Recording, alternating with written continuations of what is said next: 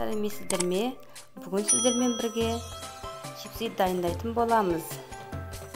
Бізге керегі 3 картошка және дәмдеуіштер. Ең алдымен картошкамызды күштен өткізіп аламыз.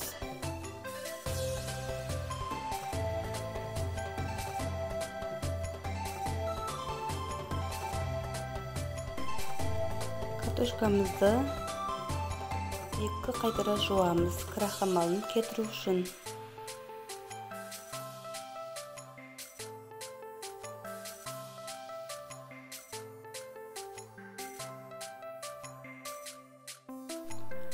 Дәміне қарай тұз, қызыл бұрыш және құмақ қосамыз.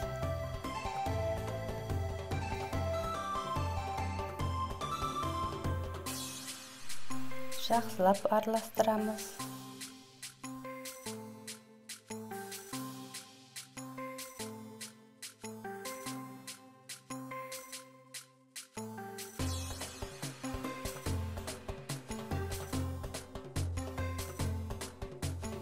Осылай қағаз сүлгінің үстіне картошкамызды бір-бірлеп қоямыз.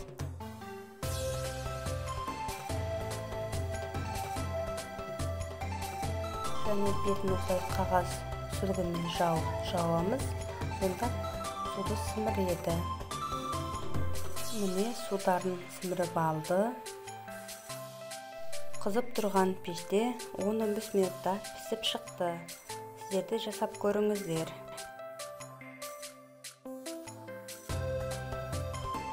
Егер рецептім ұнаса, лайк басып комментарий қалдырыңыздар.